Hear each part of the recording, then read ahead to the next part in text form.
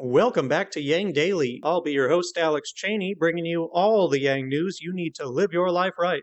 Quite a bit to get through today, and some of it shocking news on UBI. Let's dig in.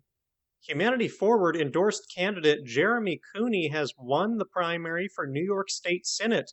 Congrats, Jeremy.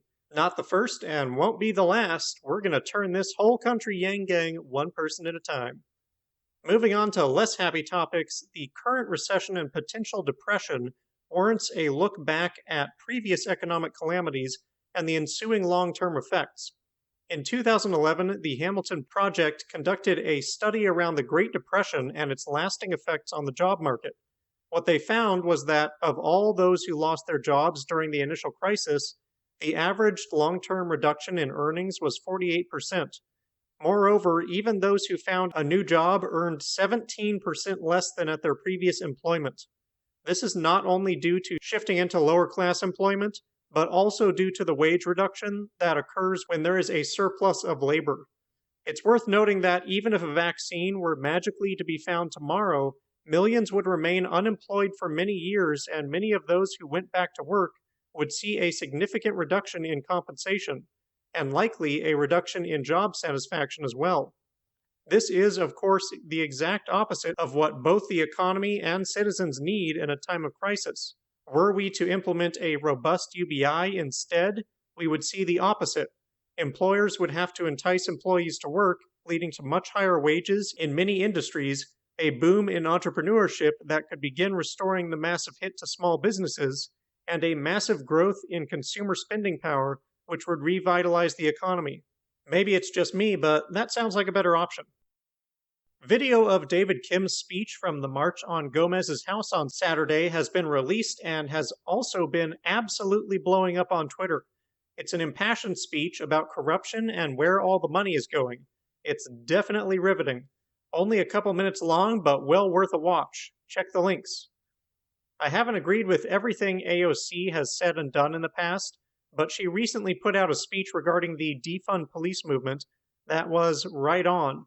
She explains that more police are not a solution to growing crime. Police are necessary for inevitable acts of violence, but they treat symptoms, not the disease. The real solution is solving the causes of crime, poverty chief among them. As AOC states, crime is primarily the expression of failures of society to provide for the people. We need to invest more in prosperity so we can invest less in policing. And I think we all know the single biggest change that we need to make there. On that note, Bloomberg News published an article on some new data on racial inequalities, which, if you aren't already familiar with the figures, they will likely shock you. It breaks down the statistics for a number of different health and education scenarios in the U.S. by race, listing Asians, whites, blacks, Hispanics, Native Americans, and Hawaiians. It shows that blacks and Hispanics have the worst outcomes across the board, with whites and Asians always in the lead. To name a few, infant deaths per capita are about 3 times higher for blacks than for Asians.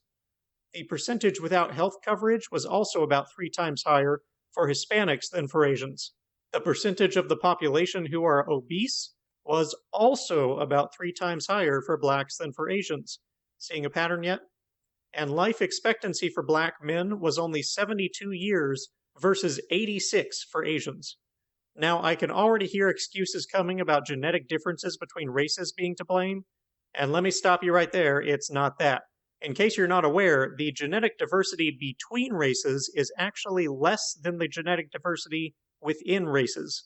What does that mean? It means that aside from melatonin, or skin color, race is an entirely cultural distinction. Races are not subspecies. They are simply different colored people.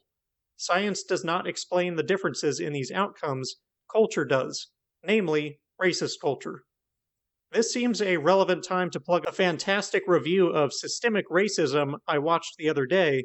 It's an episode of the YouTube show Some More News, which I usually just watch for amusement. The host is downright hilarious, but in this case, he produced what may be the single greatest overview of systemic racism I've yet seen, along with debunking the most popular arguments against it. I strongly recommend that everyone watch it. It's an hour long, you might have to break it up into multiple viewings, but it is worth it, trust me. He even manages to include some humor. We also got new numbers on health insurance. According to a study by Families USA, 5.4 million Americans lost their health insurance between February and May during a pandemic. This was 40% higher than the previous period of greatest insurance losses during the 2008 financial crisis. What a system. Scott linked an incredible article yesterday, which I had not heard of, from 2017, detailing how Hawaii had passed an unprecedented law recognizing the right of every citizen to basic financial security and establishing multiple government offices to explore options for a universal basic income. Hawaii committed to UBI in 2017. How am I only now hearing of this? I mean, I guess Alaska sort of beat them to it, but Alaska didn't formally establish basic needs as a right, so there's that. Unfortunately, my cursory attempt to research any progress on the initiative turned up nothing. It's like they passed the law and then radio silence. Perhaps Scott knows more, or Tulsi Gabbard. But the fun doesn't end there. South Africa is also making a commitment to UBI. They just announced that they will be establishing an unconditional basic income for citizens aged 18 to 59.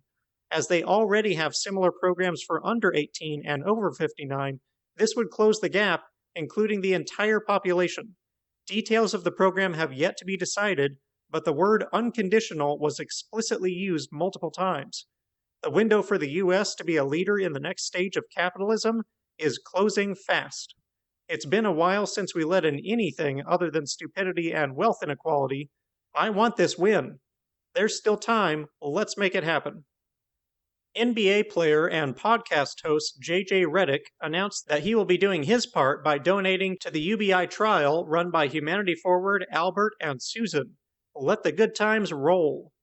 The UBI Town Hall, featuring Scott Santons, Marilyn Strickland, Mayor Woodards, and Mayor Tubbs, is now available on YouTube, courtesy of Scott.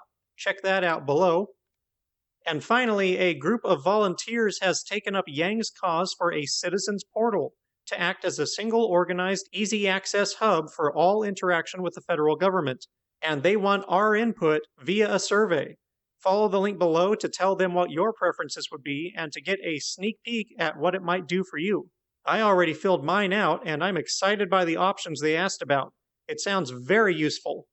And that'll do it for today's Yang Daily. Check out Kim's speech, bookmark the racial inequality article, watch and bookmark the excellent systemic racism video, fill out the survey, help support clear, fundamental policy goals for the protests, visit bailoutthepeople.com to take action, help recruit other organizations to the cause and get everyone to sign the UBI petitions, flood Congress and Trump with calls, tweets, and letters using the ResistBot or Income Movement easy contacts below.